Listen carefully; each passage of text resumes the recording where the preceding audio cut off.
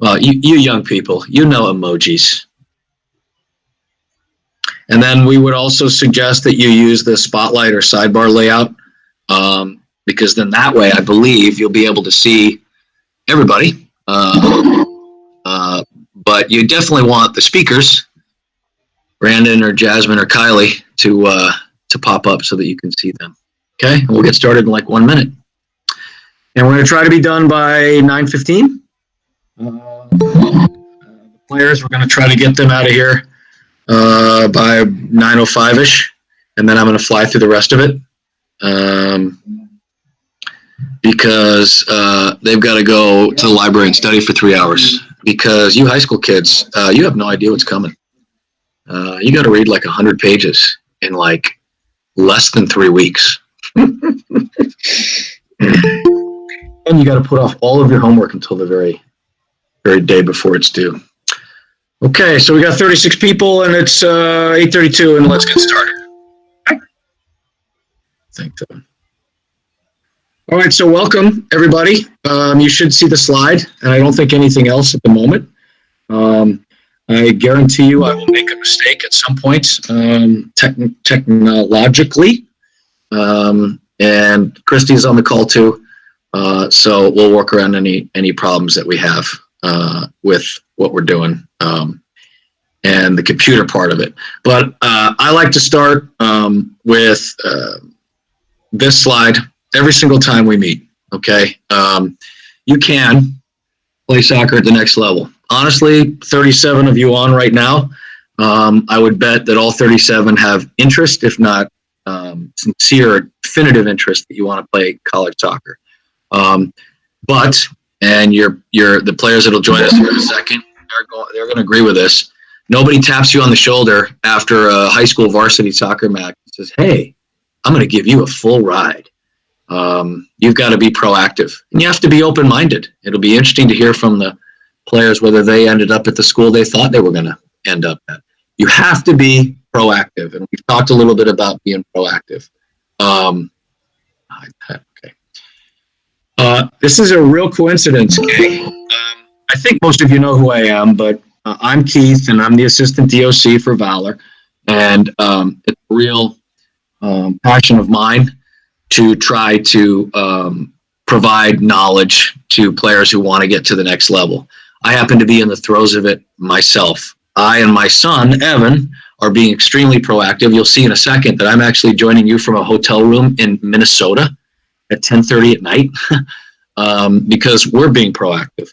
And these are just some pictures of what we've done, in crunch time, which is, I think, a couple ladies will recognize the picture in the upper right. That's UPS.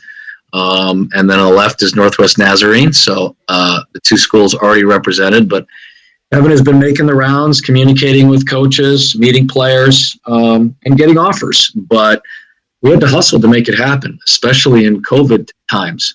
That lower right picture is an ID camp. And I think you guys know what ID camps are. That was in Montana. And so we'll talk about a little bit about that at the end, okay? But just quickly through the agenda, the bulk of this is going to be with the college players. We'll spend about a half an hour, maybe a little less, and then I will fly through the rest of it. I'll give you an update on how college soccer and recruiting is being affected by the pandemic. ID camp opportunities are coming back, slowly but surely. You just have to go distances right now, unfortunately. A quick reminder of the college soccer checklist. I like to do that with you every time. If we were in person, I'd stick around and answer specific questions, talk to you about what matters most, which shouldn't be a surprise, and then what comes next. We have a new page on our brand new website. It looks really good. Thank you, Christy. And then any questions for me, that's how we'll wrap it up at the end, okay? All right, so drum roll, please. Pretty big deal. So we're really happy to have 3 college players joining us. 2 that I know from my time in Oregon. I didn't coach them a lot, but I followed them because they've had phenomenal careers. Jasmine on the right there is a senior, and Kylie Roth is a junior at the University of Puget Sound. So just down the road there in Tacoma. That's a Division III school in the Northwest Conference. I think most of you know that. And then we're really excited about Brandon Day. He's at a Division II school just outside of Boise called Northwest Nazarene. And he gets a little extra love because he's Valor. Yeah. And, part of our very first class, of which we have 4 players, and we'd like to triple that number if we can in a few months. Okay, so just a couple questions to get us started, and I'll stop presenting my screen so that you can see them. But we're going to talk to them about their process of contacting schools, how proactive they had to be, the work that they did, and then what those crazy first few weeks are like, or those first few training sessions, or the butterflies they had in their first match, those kind of things. Okay, so I'm going to stop presenting. And you'll see a couple faces, Valor players, but you should also now see Brandon, Kylie, and Jasmine. If you 3 guys can take your microphones off mute to join us. First of all, Brandon, just say hello to everybody. Hey guys, what's up? I'm Brandon. I go to NNU currently. Yeah. Okay, and Kylie, just say hello and tell us where you are. Hello, I'm Kylie. Like Keith said, I'm go to UPS here in Tacoma. And yeah, that's where I'm at right now. And she lives in a house off campus with a bunch of athletes, right? Yes. Jasmine, say hello. Where do you live right now as a senior? Hi, yes, I'm here. I live about 30 seconds away from Kylie in another house with a bunch of athletes. So yeah. And I guarantee that all 3 of you will have some extra hits on your little bio pages on your college websites now. All right, so let's jump right in. We'll start with Brandon because it's probably freshest in his mind. Brandon's just a freshman, so he's just barely figuring it out. How did the process go for you? How did you end up from Mr. Seattle area soccer to 1 year with a brand new club at Valor to Northwest Nazarene? How did it all play out? Yeah, I'd say that my recruiting process was definitely a little interesting, considering that, I was at Maple Valley Premier, which was the club before Valor, and, coming in to the whole new club atmosphere, they're still getting everything figured out. There wasn't a whole lot of resources like you guys have now with this, and so, I had to use what my head coach knew at the time. And, luckily, I was very lucky to have a head coach such as Jeff Cook, who has a lot of experience at the college level. So the beginning of my senior year, I suffered a pretty bad neck injury that kept me out for about 3 months. And so, I was set back that much more, and during those 3 months I was out, I was doing a lot of research as to what schools I was interested in. I was looking at my academic program because, I was interested in the physical therapy route. So, I knew that. I was lucky enough to know that, because I've always been passionate about it. So, I was looking at schools academically because, I physically couldn't play soccer at the time. And so, I was, even when I was out, I was still emailing schools. I had a highlight video. And I would email them, I would say, I'm interested in your school, here's my highlight video, currently I'm injured, but, I'll be cleared in a couple months. And so, my true recruiting process did not start until November or December of my senior year. So, a lot of people would say that's a little late, but I mean, there's no real exact perfect timing to this. And I officially talked to around 5 or 6 schools from all different levels, mostly Division II. And, it's funny because NNU was actually the last school that I really ever saw myself going to. If you would have told me 3 months prior that I was going to go to a small school in Idaho, I probably would have told you you're crazy. So I didn't even really know about NNU until we played in the Pac Northwest Winter Classic last February, or last January, something like that. And I saw my now assistant coach's contact info on the college coaches list, and I said, why not just email him? Who says they're not the game? And luckily I played well. I never went out on an official visit here, but I did play in an ID camp. I obviously played pretty well on that. I had probably 5 phone calls with my head coach, Coach Pierce, and it just kind of took off from that. It took off from literally nothing, and within the span of 3 months, I was committed. So it happens pretty quick. It happened pretty quick for me. It does. It happens very fast. As I mentioned, I'm literally on the road right now with my son, and and it's interesting that you say, it's the last school that you ever thought about. I had never heard of Santa Clara University until a coach came in and sat down one day. This is, back in the Jurassic period. But Brandon, how many emails do you think you sent out with like very little, if no response whatsoever? A lot. Yeah. I spent a lot of hours researching schools and emailing schools. So I probably sent maybe upwards of like 50 emails total, like dry emails, and I got maybe 6-7 responses back. So not a high rate, but like my mom always told me when I was getting discouraged, it only takes one. It only takes one offer. It only takes one yes out of, it could take 100 no's, but just that one yes. It's the first experience in rejection for soccer stars. Because you guys are all soccer stars. All right, ladies.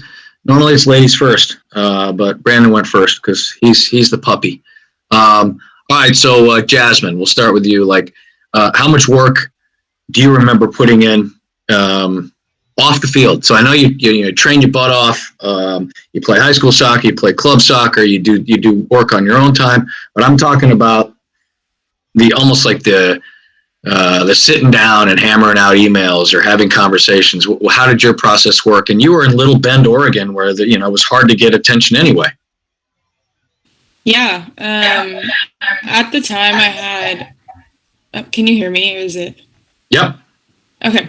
I was fortunate to have like coaches that were willing to help me with the whole process. And my dad was obviously very proactive. I spent a lot of time emailing coaches like before tournaments and everything, trying my best to go to ID camps wherever I could. But I think at the end of the day, I didn't really have an idea of what I really wanted. I think my issue was I spent so much time sitting down, making a list of like D1 schools. And I remember like emailing a bunch of them. And then one day I got like super frustrated. My dad was like, maybe you should just call up one of, I had a coach at the time. It was a good friend. And so I called him and and he just asked me what I wanted in a school. And so I told him like everything that I was thinking, like academically and soccer wise. And he was like, okay, well, to me, that sounds like you want to go to a D3 school. And so I started making a list of like things that I wanted in a school and then D3 schools that I liked. And then I started emailing those schools and I ended up getting a much better response. But yeah, I spent, I think a good amount of my time, like trying to get into ID camps and just as many tournaments as I could, like even with other teams too, just because we were from such a small town. And that is where my coach saw me. I think it was in a Seattle tournament. And I hadn't even emailed him. It was just, he happened to walk by at a good moment and saw me. And he emailed me and I ended up going to an ID camp there. And then I just kept in contact with him. And I remember it wasn't the very first time I went there that I knew I wanted to go there. I ended up going back and watching a couple games, and then I went back again and met with the team. So yeah, it was definitely a long process. Even once I found the school, it wasn't like I knew it in the moment. Right. I would say like one thing that really made it for me was I spent, like, I didn't ever do like an overnight or anything, but I did spend a good amount of time trying to get to know like the team culture and everything. And I talked to the coach about it and I talked to a couple players and got to know them. And I think that's what made me really choose the school and choose the soccer team here at UPS. Yeah. And then what Kylie did is just called you and just said, hey, Jasmine, is this legit? I mean, did you do that, Kylie, by the way? I would imagine you did. Yeah, honestly, it was very nice having Jasmine obviously be on the team already, so I kind of had the inside. And and she kind of had the inside to the coaches too. Hopefully, I'd like to think that she talked me up. But yeah, I think I was similar to Jasmine in the sense where in the beginning I was emailing like a bunch of schools from all different levels. I didn't really know if I still wanted to play soccer when I was a junior in high school, but I still wanted to have that option. And so I made sure that I was still emailing schools. I would go to ID camps and various tournaments. I guest played for a few teams to go to bigger tournaments that our small club in Bend wouldn't necessarily go to. And so looking at those big tournaments, I would just find the list of coaches. I think that was one of the biggest things I did, and just start looking at each school one by one. I didn't know about UPS early on. Like, I have never heard of this school, and so I didn't know a lot about it going in, and just doing some research. I think a big thing for me was that I wanted something that would challenge me academically, and also just somewhere that it felt like home, that I knew like I wouldn't be miserable spending 4 years being on that campus. So here in Tacoma, UPS is like, I really enjoyed the campus. That was a big thing for me. I would cross schools off immediately if I just didn't like the campus. But yeah, I think that you just need to figure out what you want in a school, whether it be like academically or the culture there, or maybe their facilities, if you like their facilities there, or just the campus. I know that was a big thing for me. And yeah, that's what ultimately led me to UPS. When did you know? Do you recall when you committed, or at what point in your junior, senior year you finally said, this is where I'm going? Yeah. So my senior year, I was in between two schools to play soccer, and then I had a backup school if I just decided I didn't want to play soccer. And it was actually during a soccer game. I was like playing, and I was like, yeah, I can't stop playing. Stop doing it. Nice. And so, yeah, I think that was the moment where I was like, yeah, I still need to play soccer for the next 4 years. And I ultimately just really loved the campus at UPS. And I think what really stuck to me the most was like, would I still like the school if I didn't play soccer? And that was a yes for me. So kind of checked all the boxes. Yep, that's it's the exact advice I've given to many players. Is if you can picture yourself there without the soccer, then that's a legitimate candidate. This is where my son is literally over my shoulder right now. I'd go, Dad, I'm not going anywhere where I can't play soccer. But the point being, right, that you need to be comfortable in the environment. A great soccer program, crap school, no, right? An incredible school, but the soccer program is not what you want it to be. I don't think anybody on this call would want to choose that either. So, very good. Okay, this one, I've been waiting to hear the answer for this question. What were those? We'll start with Brandon, because again, it's freshest, and COVID has royally messed up this whole thing. But you have gotten 9 matches in. If I'm not mistaken, as a freshman goalkeeper, your time is still to come, right? But those first few days on campus, those first few training sessions, you remember what was going through your mind, what the emotions were like? Yeah. Those first few training sessions, I'm not going to lie, I was scared out of my mind. Because the players are bigger, faster, stronger. It's a higher level. I just remember going in and I'm like, okay, just don't make any huge mistakes, I was really just trying to get the groove down, and it took a while. It took me about a couple weeks to finally get comfortable, still trying to get to know even the other freshmen along with the other teams, the rest of the players on the team. So yeah, it was definitely a anxious, scared feeling. Yeah. How long are you comfortable? How long did it take for you to be comfortable in your own skin again, soccer wise? Well, yeah, first semester was a little rough because I only got to play my first semester for about 4 weeks, and then I got injured again. I sprained my ankle pretty bad, and I was out for the rest of the semester. So, but I'd say that towards the end of that 4-week span that I actually did practice, I was pretty comfortable, because you're training every day. You're with those guys all the time, So. Mm-hmm. Yep. And then how long did it take you to figure out where classes were? What time, how long it would take to get from point A to point B, those kind of things? Luckily for me, NNU is not a huge campus, and it's pretty easy to find your way around. But yeah, the first couple of days I would leave like extremely early, like ridiculously early, just so I wouldn't, be late, because I was terrified of being late to anything. But yeah, I mean, it didn't really take me too long, just because the campus size is so small, which is something that I really love about NNU. So, yeah. Kylie, what was the first year like? So you could maybe talk a little bit in more broader terms. It's been a couple of years, but what were your emotions like? What was your soccer experience like? Did you get on the field as a freshman? Those kind of things. What was the first year like for you? So freshman year, actually going into it, we were going to travel to Texas within like the first 3 weeks. And we had a very large team at the time. So there was a travel roster, so not everyone could travel. So I know, like, at first I was like, oh, I made the team, like, whatever. But then you still need to prove yourself when you get there. So I think that's what pushed me in my first few weeks. Like, I was nervous, like all the other freshmen. Also, just like having school in the back of your mind, leaving like your family for the first time for such a long time. Like, there's a lot of stresses that go on, but I think it's important to know that like you have your whole freshman class with you that's going through the same things, and teammates that have gone through the same thing.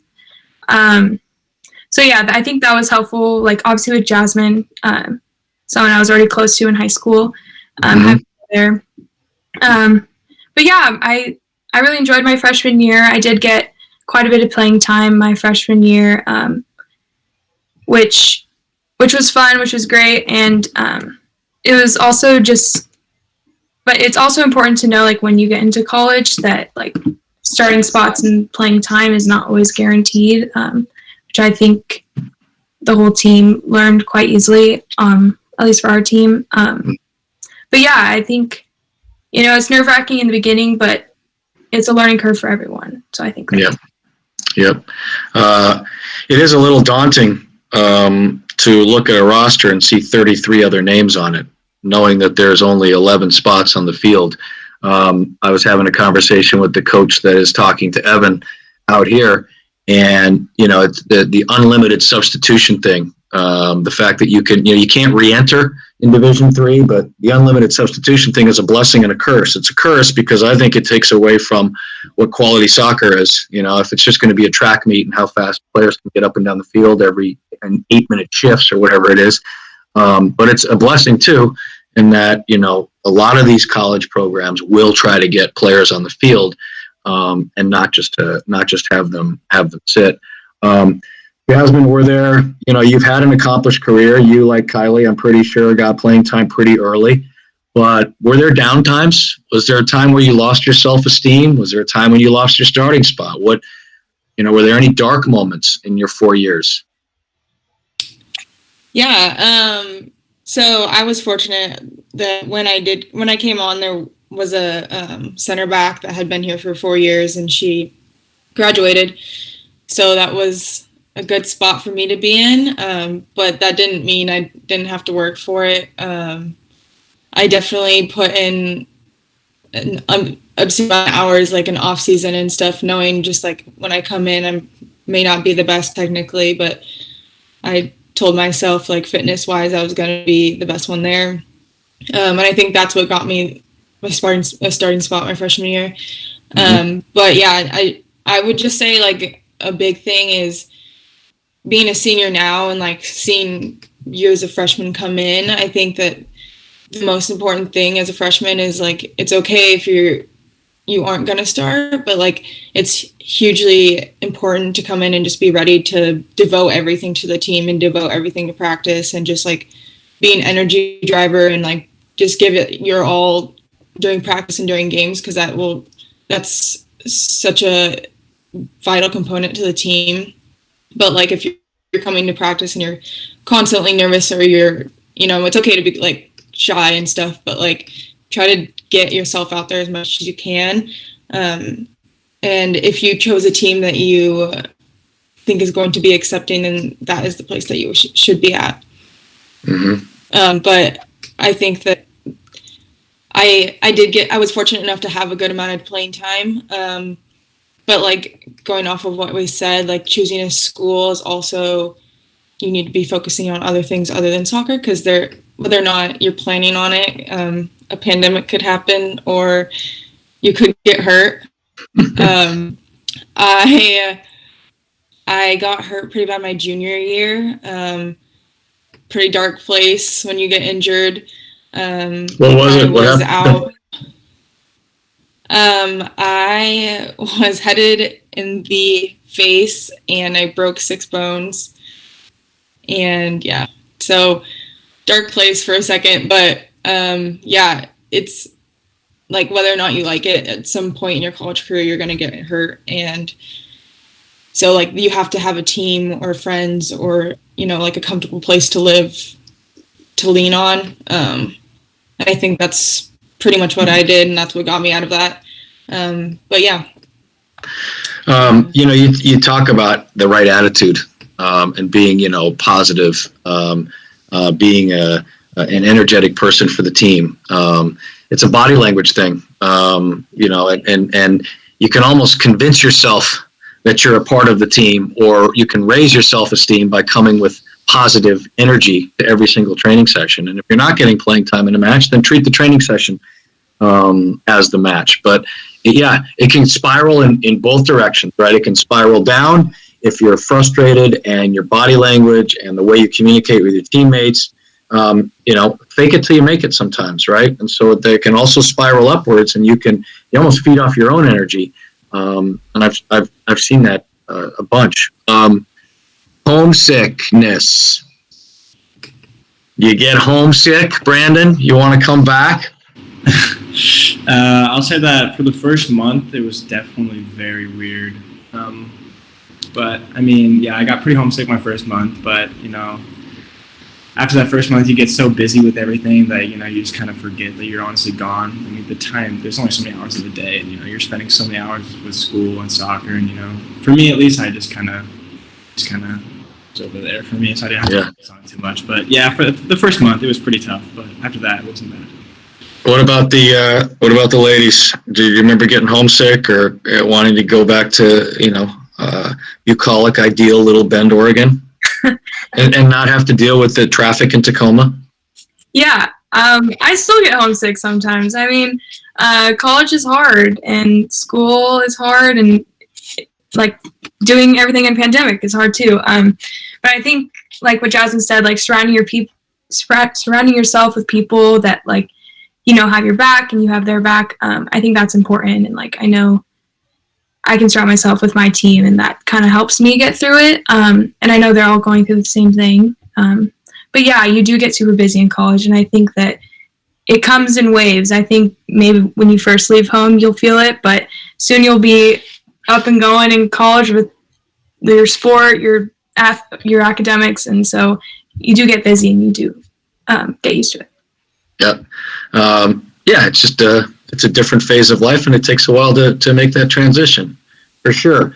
All right, so if anybody who's with us wants to ask any of these players a question, here's what I would like to do. First of all, I can't promise we're going to get to all of them if they all come flying in, but go into the chat function, and I'll open that up here, and I'll look at it a little bit. I might pick a couple questions. If there are none, that means I've done a good job. But if there are some, we'll be happy to ask them. But I am going to ask one more question. The guys know it's coming. You know, and I guess we'll kind of go backwards a little bit in terms of how long it's been. So Brandon first. You know, if you can go back, how about if you go back 2 years, Brandon? So you're a sophomore in high school. You know, what advice would you give to yourself considering where you are now, whether it's the academic part, soccer part, the proactivity, all that stuff? Yeah, I mean, in high school, I think it's definitely easy to look at, you know, the division of the school. You know, I knew I spent a lot of time saying, you know, I only want to go to Division I, I only want to go to Division II. I mean, I did end up at a Division II university, but I just feel like we spend too much time looking at the level, because I feel like people see the levels as Division I, Division II, Division III, and JUCO, you know, and it's really not that concrete and cut and clear, you know. I feel like I would have told myself not to stress so much over, oh, this school's a D3 in this state, and this school's a D1. Like, you know that if the school is the right fit for you, I think that that's the most important thing, rather than the division of the soccer. So that's what I would tell myself, was to not focus on that so much, more as the making it the right fit. Great advice. Okay, so now to the junior. Kylie, go back, 3 years. It's the summer right before your freshman year, and you're nervous and you're wondering what it's going to be like. What would you go back and tell yourself? I would tell myself that it goes by quick. I can't believe I'm already almost done with my junior year. And to take it all in, I think that I stressed myself out a lot in high school, like kind of what Brandon said, like trying to go to the very best soccer school there was. But I think that just trying to find a competitive program that works with you and a school that you love, I don't think that you can make a wrong decision there. Like, our conference is competitive and our team does really well, and I think that was like the perfect fit for me. So I was still challenged every day in soccer and academics. So yeah. There are Division III schools that on their day can beat Division I schools. Brandon's team, a D2 school, beat a D1 school already this season. For me, the only major differences between Division I and Division II and Division III schools are Division I schools have to identify talent earlier, and they get a lot wrong. They have to go find the freshman. They have no idea how he or she is going to turn out. All right, Jasmine, just some advice to yourself, which obviously will translate to the high schoolers listening. Yeah, so just like going off what they said, I think that I focused a lot on what my friends were doing, and a lot of my friends went D1, and I'm not going to bash on D1. I think it's great, but I also know a lot of people that end up going T1 and end up quitting or just didn't have the career that they wanted to. And so I think just figuring out what you want in a school, and if, I don't know, it's very individual, but if you're the type of person that is okay from going from a club where you play all the time, on the bench for a year or so, like, you have to evaluate that in the college that you choose, or if you want to come on and just make an immediate impact. I think that's something that you should all consider when looking at colleges and considering programs. And then I guess just like being a senior and looking back, I think that just like telling myself that probably nothing is going to go exactly as I want it to. Freshman year, senior, each year has been extremely different. So yeah, just enjoy every moment and just control what you can control. Yeah. And it does fly by, that's for sure. I was kidding Jasmine, everybody because of COVID gets an extra year of eligibility, so she could be a super senior. She's got you all could end up spending an extra year.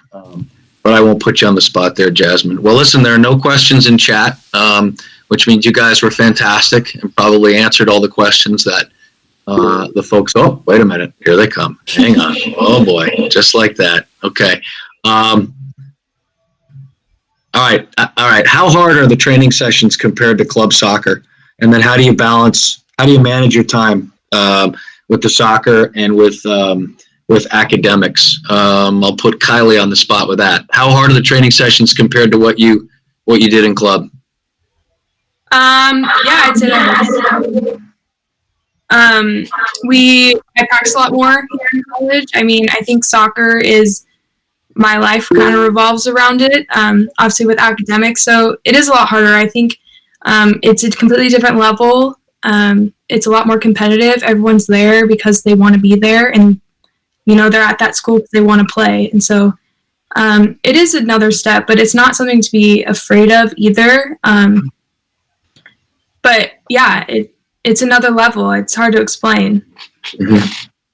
I would say what I would say, just from my experience, and literally right in this moment, in the middle of my son's kind of journey, watching these multiple college teams train, it's the sharpness, it is the energy level, the speed of play, and the competitive nature to it, for sure. It doesn't necessarily go longer. I don't think they're any more exhausting than a challenging club training session, but it's just that focus that you need from start to finish. Let's see what else. It's a good one. The fitness level and the work ahead of your season. Jasmine, you talked about how you were going to be the fittest person. Were you provided a preseason packet, and did you actually do it to the letter, or did you do what Keith did back in 1987, go for a couple mile jog and think you're good, and then it hit you like a ton of bricks when you showed up on campus? Yeah.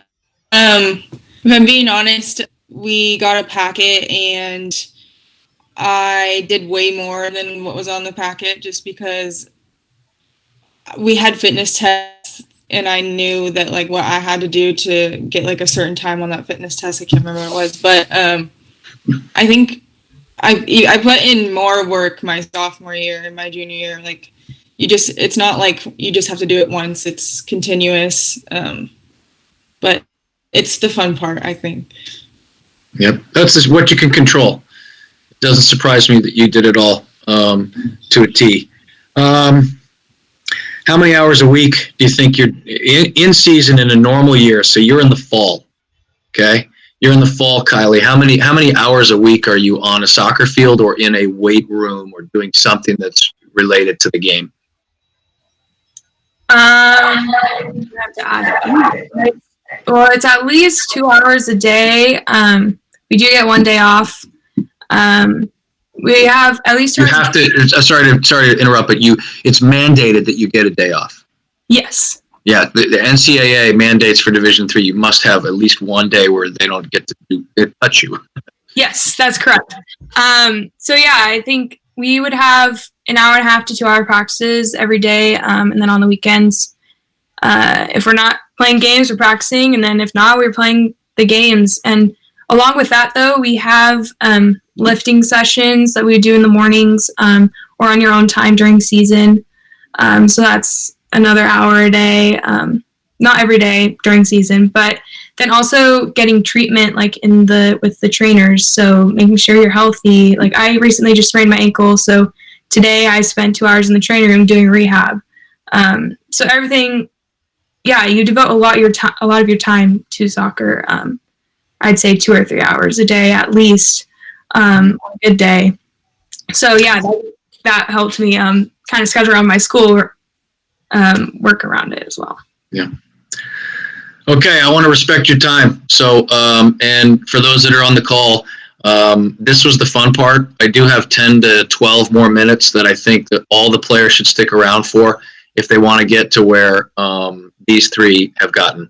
But Jasmine Chapman and Kylie Roth and Brandon Day, if nothing else, Jasmine and Kylie now have to follow Brandon on social media, and Brandon has to follow you two on social media, Instagram or the Insta chat or whatever it is, that stuff. Okay. Bye, guys. I will. They're free to go. They can also stick around if they're curious. But I will look at the chat, and if there are any questions that I want to pass along to them, I'll text them and I'll get you an answer. Okay.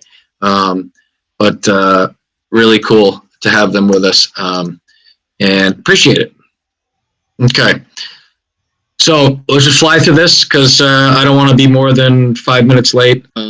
And again, thanks to those three.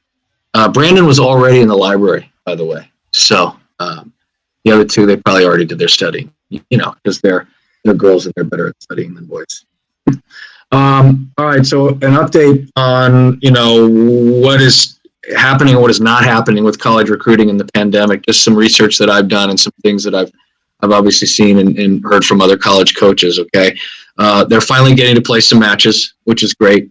Brandon's team's got 9 in. I think Jasmine and Kylie's team has gotten 6 or 7 matches in. Very inconsistent. They can be canceled at any moment, and many have because of breakouts, and they're being played without fans.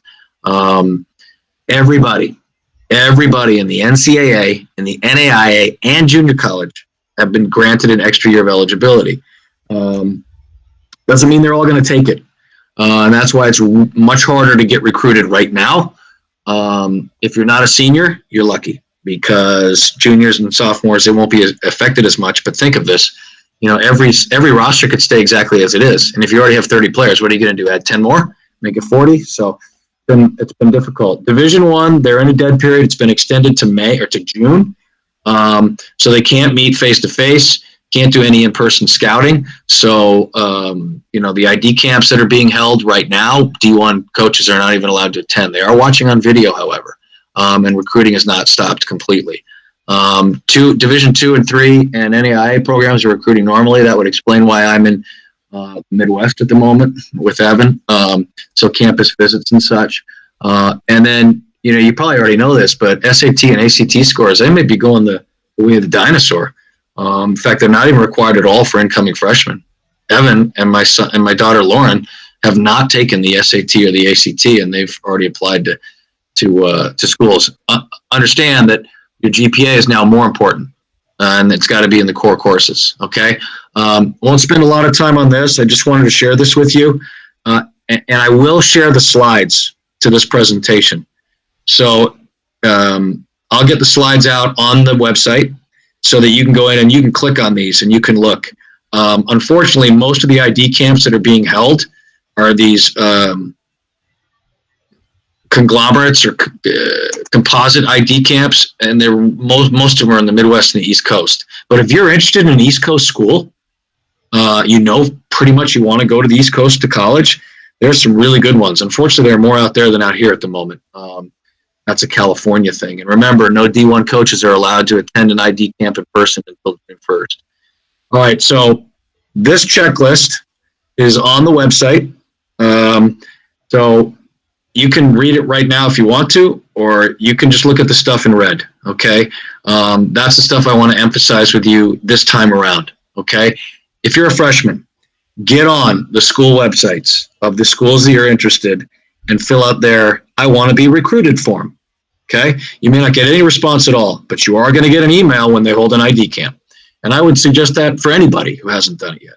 And yeah, you should probably go to 1 or 2 ID camps when they happen. Hopefully they'll happen in the summer. Sophomore year. Obviously all this stuff is important, but I would ask sophomores, is there video of you playing?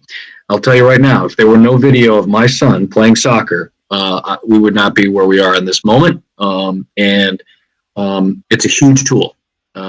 Especially if you want to be considered by colleges that are not within driving distance. Junior year, this is when, they'll start to reply a little bit. Remember, I'm going to repeat that. Your freshman and sophomore years, don't expect much love back at all.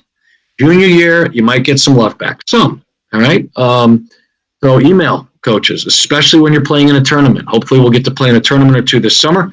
And you send them the email. And I think it was Brandon who mentioned that,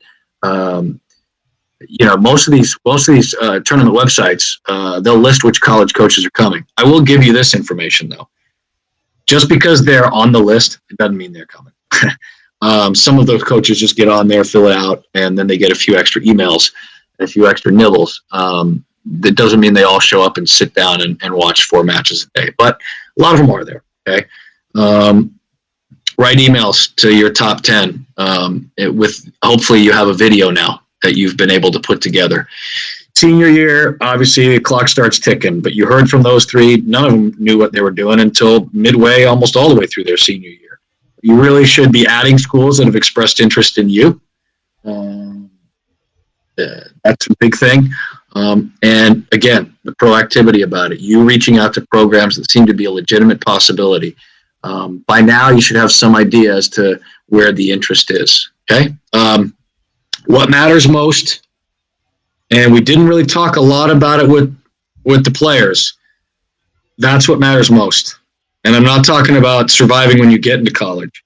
But I'll tell you right now, I'm willing to be this candid. If your GPA is under 3.0 at the moment, you got some work to do. I'm not sure if you're maximizing your opportunities. Grades matter most, okay? Yes, the minimum high school GPA to play in the NCAA is 2.3. That's pretty darn low, but consider this, okay? That's only core courses. So those A's that you got in ceramics and PE and badminton and social media, they aren't counted. It's calculated. And if your GPA is really low, now you have to go take those tests, and your score has to be pretty high. It's called a sliding scale. And you can look that up. We've got a link on our website for that as well. Okay. Although, colleges are going test optional too. So what I would say is, strive to get your GPA as high as you can. It will maximize your exposure and opportunities. And then you do need to get on the eligibility center and play NAI if you're interested in that level, to make sure that you're in the system. And that will basically guide you along the way to making sure that you are eligible to play. And then the last point that I would make about this is understand the difference between the University of Washington's football team, okay, and Kentucky's basketball team and what you're trying to do. As much as we know soccer is 10 times better than those sports, sorry, true. It's not a revenue producing sport in college. So your grades are going to matter more than, your boyfriend who's a running back at, the state champion high school football school. Your grades matter more. And if all things are equal, let's see. We're looking at Lexi and we're looking at Jessica, and Lexi's got a 3.8 and Jessica's got a 2.9, and they're both pretty similar. Jessica may be a little bit better than Lexi on the field. We're going with Lexi. And you'll get into the school, obviously. Okay, so what do we do next for you? The next meeting that we'll have is really going to be more of a celebration. I've heard already of 2 or 3 Valor players who have already pretty much decided where they're going. These are seniors, obviously. And they're going to give soccer a shot, which is really exciting. I've had a chance to, share my excitement with a couple of those people in person. Then I've heard a couple about the pipeline through the grapevine. But basically, our next meeting will be kind of I'd love for it to be in person, but it's probably going to be virtual again. It's just to celebrate the newest members of our Wall of Fame. And, this is not, ultimately, I'm not motivated here to just try to get as many of you on college soccer rosters as I can. But for me, speaking personally, I take more pride in developing players and getting them to the next level than I do winning any soccer match. And I think our other directors feel the same way. College soccer may not be for you. You may have a dream school and you're not going to be able to play soccer there. Fine, get on the club team. I'm okay with that. That's great. We want to get you in college, period. But it was pretty cool that, 4, we believe 4, might be 1 or 2 more. But Brandon's at Nazarene, Olivia Cowley is at Lewis and Clark, Isaiah Trask went to the University of Findlay, which is out there on the East Coast, and then Amelia Harrison, Green River, hasn't been able to do much yet, but once they do, she'll be out there. So I guess I would ask you guys, who's next? And I hope we can fill at least those 3 boxes. I'd like to fill 3 times more than that. Okay. Go to their website. You'll find the college placement program. If you're looking for it, it's valorsoccer.com and then college-placement-program. I'll tell you what, I'm going to click on that link real fast and just show you. Christy's done a really good job if you haven't seen our new website. But here is kind of the webinar information. We will get the slides and the video of this up if it all worked out. And you can see the past slides. And then here's the eligibility center. And then these are things that I've created for you. There's the annual checklist. And you can go through that. Also, highlight video tips. And I'd be willing to make a video for you guys if you're interested. So reach out to me. That would be kind of a private situation, or it'd come with a cost. And an example of how you send an email to a coach ahead of a tournament, the kind of letter of reference that you should get from a coach, so that you can send that along. But in any case, hopefully you guys can all see what I just did there and I didn't screw that up. All right, I'm going to stop presenting And I'm going to say thank you. And I'm only 6 minutes late, which is pretty good for me. And I'll stick around and answer any questions in chat.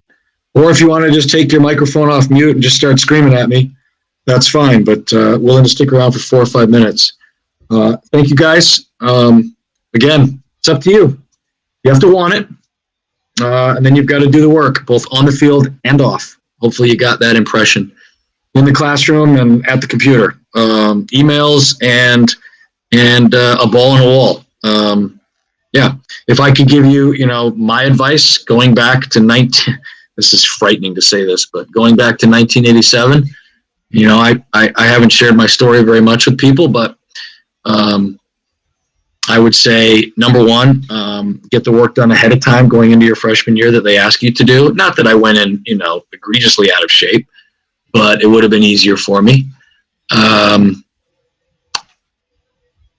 Stay out of the stuff that some high school freshmen some college freshmen are doing that you just don't have the time to do. And yes, I'm talking a little bit about the partying. I'm talking a little bit about the, hanging in somebody's dorm room until 2 a.m, not doing anything involving anything illegal or, drinking or anything like that. But the time management and your sleep is really important. And then I think more importantly than that, the advice I would give to you is when things get difficult, and they will, as they have in your life already, when you decide that maybe the coach isn't your favorite person, when you decide that this is going to be harder than you thought, don't make any rash decisions.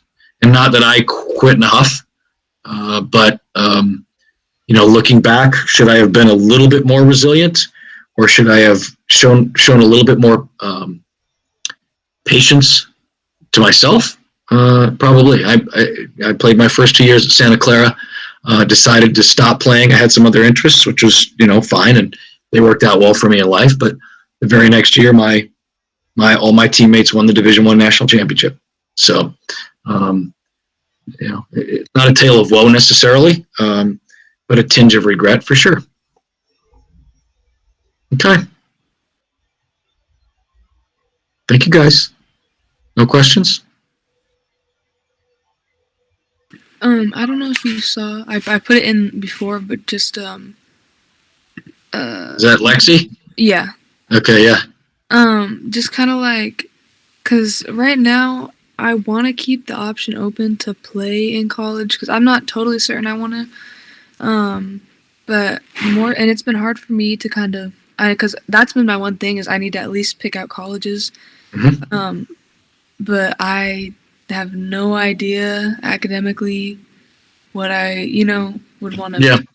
So I just. Well, it's kind of interesting, Lex, and I think there are a couple other players in a similar situation to you, even on the team you're on, and across the soccer landscape.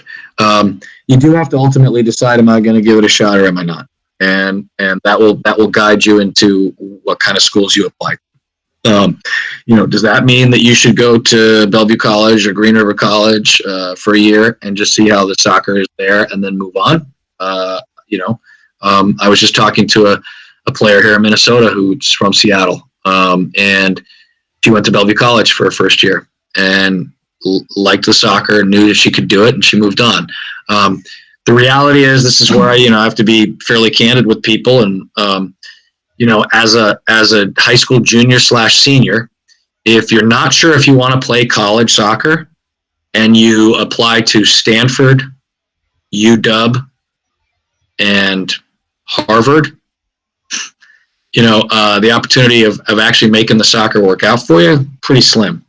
But if you pick a multitude of schools, apply to them, are fine with walking on. And I think walking on is the wrong phrase, because there just aren't enough scholarships in college soccer. First of all, Kylie and Jasmine are not on any scholarship whatsoever, because Division III doesn't give any athletic scholarships. And I'm willing to guess that Brandon is on very little, if nothing.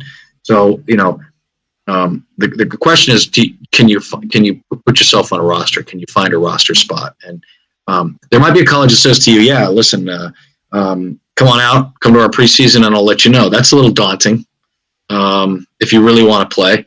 But I just think you have to have a really a wide range of schools. Doesn't mean you apply to 25, but I think you should know, Lexi, which schools are the ones that if you get into, you could probably give soccer a shot, and which ones are not. Okay. Okay. Thank you. And I'd be happy to speak with you personally, offline in terms of which schools there should be. Okay. There was one Valor player, a boy, whom I don't know well yet as a player, and he walked up to me. He's a senior, and he says, "I want to play." And I said, "Okay, I need to see a list of 20 schools. Not 3. Doesn't mean you applied all 20, but then I can help you." And I can go, "Okay, yes. That's going to be a long shot. So that should be your, how I think it was Jasmine said I had a non-soccer school in case I didn't want to play. So why not get accepted to 3 or 4? And the other thing is, guys, it's not fatal. It's any decision that you make, you can always change your mind, right? You can always move from one school to another. Is it ideal? Is it something that you should plan on doing? No, but it's fine to go, wow, I'm at Wazoo. I love the school, but man, I miss soccer. I'm gonna now try to get from Wazoo to Whitworth or whatever, because I really want to play.